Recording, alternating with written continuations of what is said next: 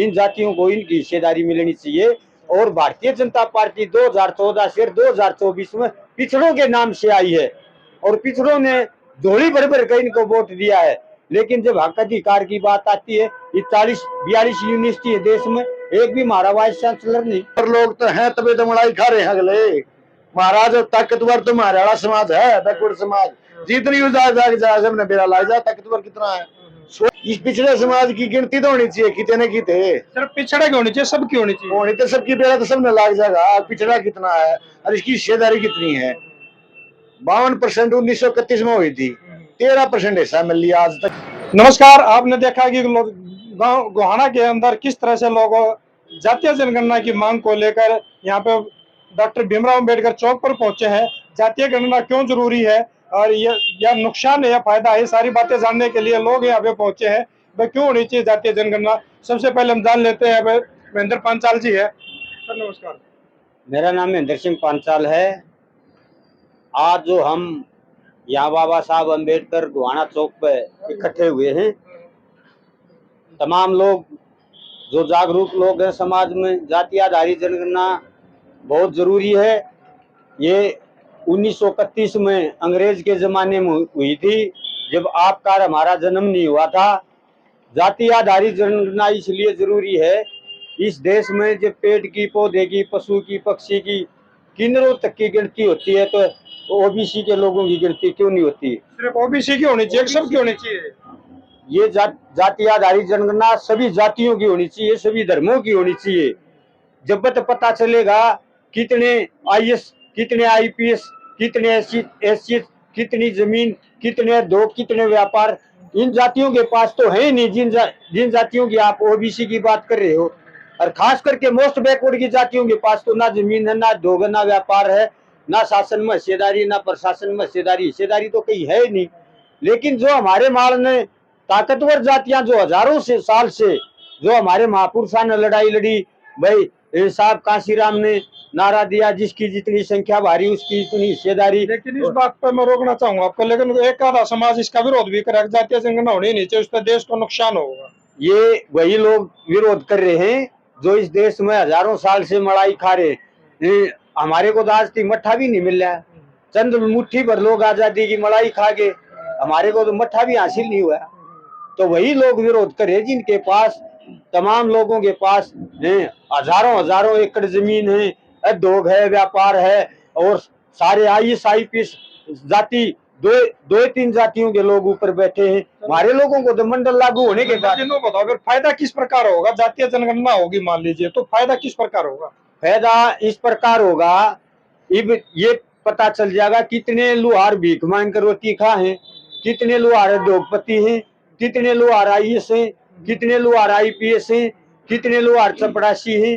भाई किन लोगों के पास तो कोई कितने संसाधन हैं, सभी जातियों का आंकड़ा आ जाएगा। आंकड़ा आएगा तो उसमें जो बजट बनेगा उसमें हिस्सेदारी मिलेगी। पिछड़ी जातियों को तो बजट मठनी भी नहीं मिलती। लेकिन पिछड़ी जातियों की दोनों सरकार, बीजेपी की पिछड़ी जातियों की सरकार है। आप अपना तो गुमराह भी हो है। एक सरकारी नौकरी दे, जब तक पिछड़ा है वो तो ब्राह्मणों की बनाई और मोम की गुड़िया है। पिछड़ा समाज से तो मुख्यमंत्री बना रखे हैं। तो मैंने एक बात बता दी, अपना तो गुमराह भी हो, सारी रात नहीं सोने देता। पिछड़ा तो जब होगा ना उनके घर गया होता, जो पीड़ित परिवार है जिनके पास कोई भी संसाधन नहीं है, उनके 8-8, 5-5, 7-7 साल के बच्चे हैं, क्या खाएंगे? तो आपके हिसाब से किस प्रकार जातीय जनगणना होनी चाहिए, उसके अंदर क्या क्या पैमाना होना चाहिए? सभी जातियों की जनगणना होनी चाहिए और उसमें सारा आंकड़ा आएगा, क्योंकि उसमें ये पता चल जाएगा किसने किसके आईएएस है, कितने आईपीएस है, कितने विधायक है, कितने सांसद हैं, कितने मंत्री रहे, कितने मुख्यमंत्री रहे। हमारा तो ये आयु एक मुख्यमंत्री ना, इससे पहले तो सारे दूसरे लोग थे। लेकिन आप वाला जो समाज है ना, मंडल छोड़ कमंडल का पीछे लग रहा है, फिर आप किस तरह से आप इस तरह की बातें कर रहे हो? ये भारतीय जनता पार्टी 2011 में जैसे अन्ना हजारे जब जाति आधारित जनगणना की बात हुई थी 2010 में, तो अन्ना हजारे खड़ा कर दिया। जब मंडल कमीशन लागू हुआ, जब भी मंडल यात्रा कर दी बिहार से, वहां से गुजरात से, गांधीनगर से, और बिहार में जाकर लालू यादव ने आडवाणी को रोका। तो जब भी पिछड़ों की बात आती है तो ये भारतीय जनता पार्टी मंडल की जगह का मंडल यात्रा करी और 2011 में आई जो अन्ना हजारे ये नहीं चाहते इस देश में पिछड़ी जातियों को इनकी हिस्सेदारी मिल अगर रही। मान लीजिए सभी जातियों के आंकड़े सार्वजनिक ना करे फिर क्या करोगे? सार्वजनिक ना करे करेंगे कैसे नहीं, आंदोलन चल रहा पूरे देश में, जो सरकार काम करेगी वही आवेगी। भारतीय जनता पार्टी तो ये जो सत्यता में जो लोग थे भूपेंद्र हुड्डा जी से ना, तो भारतीय जनता पार्टी तो यहाँ से चली जाती। चलो ठीक है, जो और भी साथी उनसे विचार लेते हैं। जी जी सर, किस तरह से देखते हैं आप जातीय जनगणना को? जाति गणना को ये बहुत अच्छा तरीका है। जाति गणना देश के अंदर होनी चाहिए। काफी समय से, काफी वर्षों से ये लोगों की, सभी समाज के लोगों की मांग जोर शोर से उठ रही है, वही जाति गणना होनी चाहिए। इस जाति गणना के आधार पर किस समाज में कितनी जाति, क्यों होनी चाहिए जातीय गणना? उनके हिसाब से उनको कोटा मिलेगा सर। जैसे किसी के लिए चाहे एक पंच से लेकर चाहे एक लोकसभा के एमपी तक की टिकट का जिक्र है, जिसकी जितनी जनसंख्या ज्यादा होगी उस जाति के आधार पर उनको उनका आरक्षण भी मिलना चाहिए और उनको कोटा भी मिलना चाहिए सीटों में, चाहे सरपंची का है, चाहे विधानसभा की बात है, चाहे लोकसभा की बात है। तो आज के समय टाइम को देखते हो जाति गणना हर वर्ग के लिए, हर जाति के लिए बहुत जरूरी है। वो जैसे महेंद्र पाल चाल जी ने बताया, जनसंख्या किसी की ज्यादा है, मलाई कोई खा रहा है, तो वही लोग इस बात का विरोध कर रहे हैं। क्या नाम है? नहीं है मेरा संजीव स्वामी। जी जी जी, मेरा नाम आजाद सिंह डांगी है। किस प्रकार देखते हो इसको? मैं देखता हूं कि ये जो पूरे देश के अंदर जाति जनगणना होनी बहुत जरूरी है, क्योंकि हर जाति के का पता लग जाएगा किस जाति की कितनी संख्या है।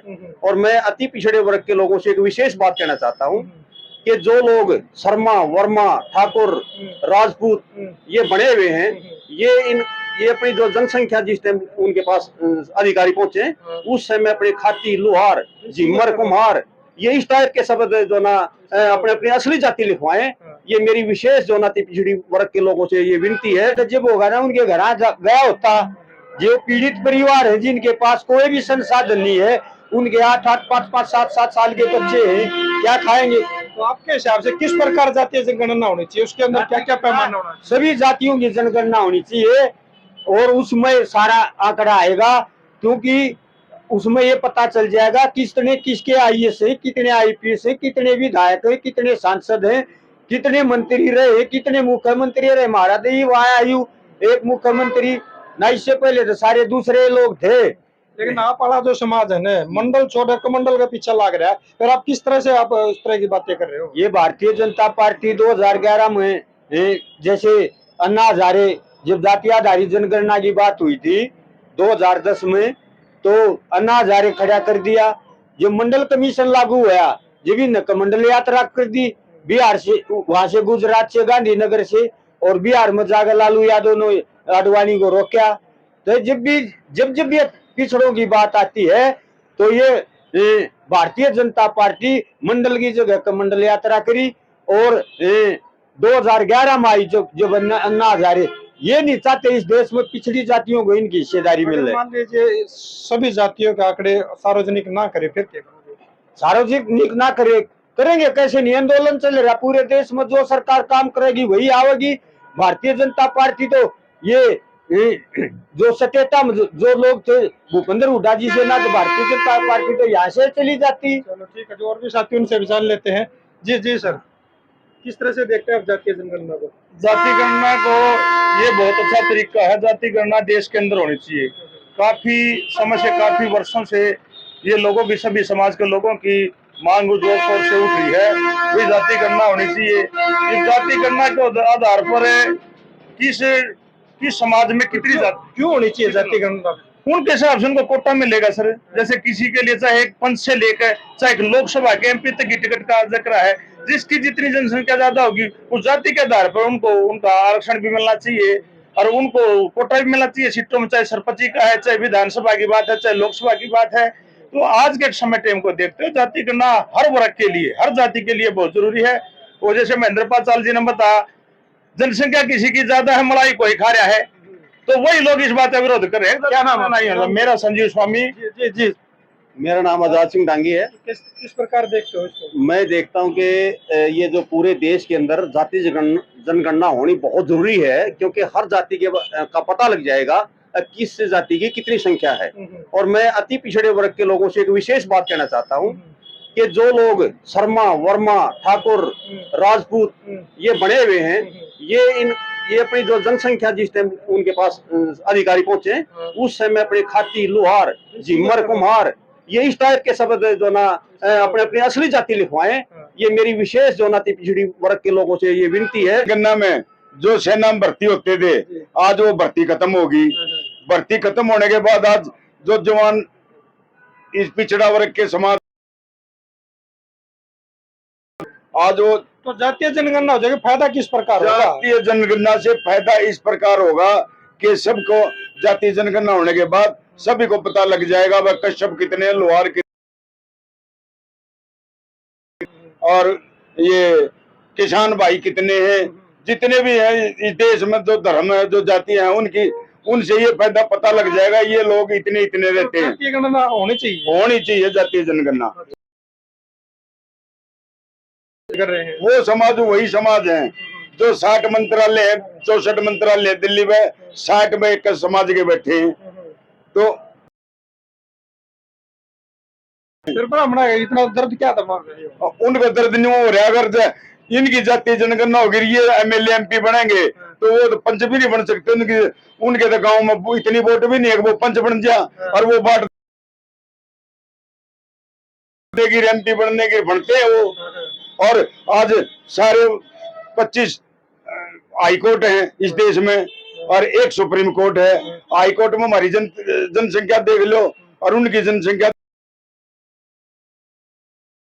जहां भी देखे शर्मा। अधिकारों का रोड़ा है, अधिकार आपको मिल नहीं रहे हैं, अधिकार हमने मिल नहीं रहे।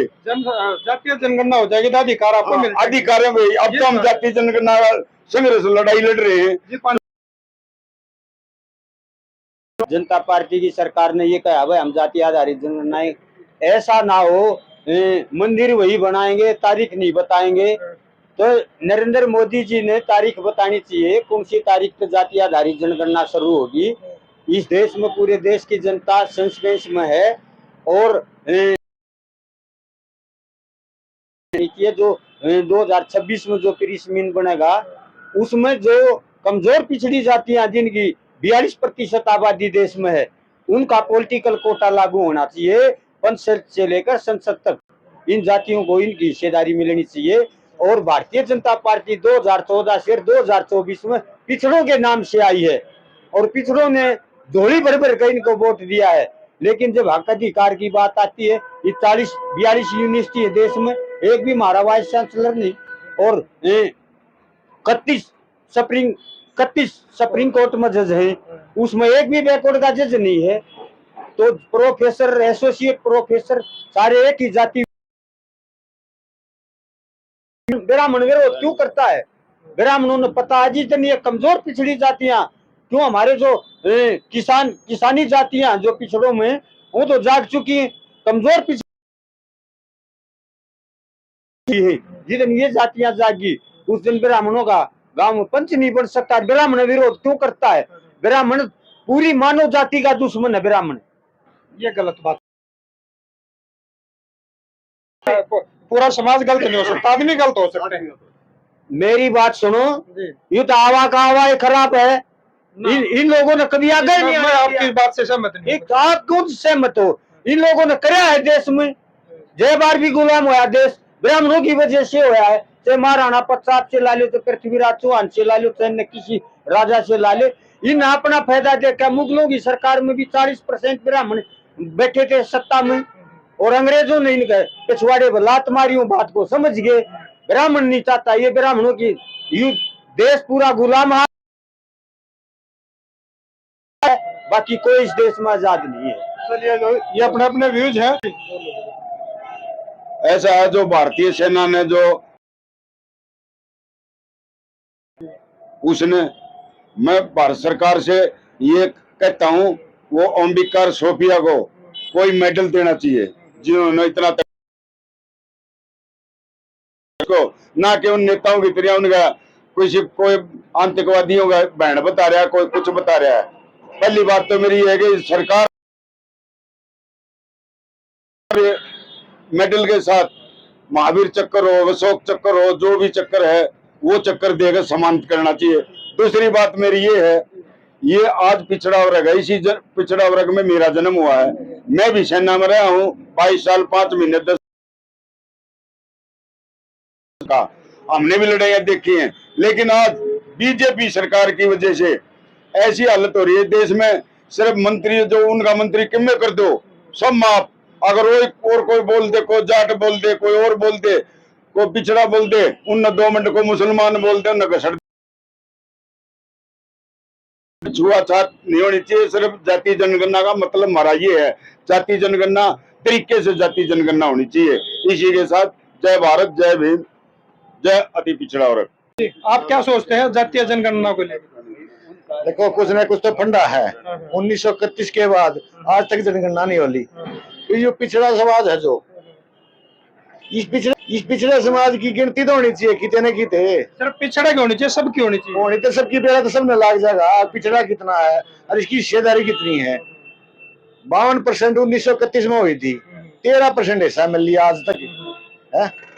मिलना चाहिए, संविधान में लिख रखा है जिसकी जितनी संख्या भाई उतनी उसकी हिस्सेदारी मिलने चाहिए। 52 हिस्से मिलने 12-13। लेकिन एक वर्ग इसका विरोध भी कर रहा है। वो तो विरोध तो करेंगे भाई, जो मान ले वो ताकतवर भी लोग हैं। ताकतवर लोग तो हैं, तभी तो मलाई खा रहे हैं अगले।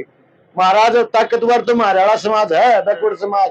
जितनी सबने बेरा ला जा, ताकतवर कितना है, सोया पड़ा है महाराज है।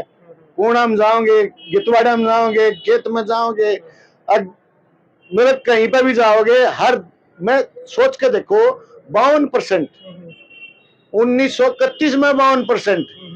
इस देश का हर दूसरा आदमी बैकवर्ड, गिनती कितने नहीं, हिस्सेदारी कहीं नहीं। विचारणीय बात है ना। मतलब इस देश का हर दूसरा आदमी बैकवर्ड है और कितने गिनती नहीं इसकी। तो ये है जाति जनगणना हो जाएगी तो हो जाएगी, तो बेरा लाग जाए भाई सारे समाज ने, इस बैकवर्ड समाज ने। अगर हम कितने हैं ये भाई भी जाग जाए। तो आपने सुना जी जातीय जनगणना क्यों जरूरी है। सभी ने बताया कि जातीय जनगणना अगर पता लगेगा तो देश के अंदर हर किसी को उसका अधिकार भी मिल पाएगा। अभी क्या है, जो देश की जो मलाई है, देश के जो सर्वोच्च पद हैं, जो देश को चलाने वाले सर्वोच्च पद, ये चाहते हैं कि उस विशेष जाति का कब्जा हट जाए और हर एक जाति का उसमें साझा होना चाहिए। इसी बात को लेकर ये लोग इकट्ठे हो रहे हैं। तो आप क्या चाहते हैं, क्या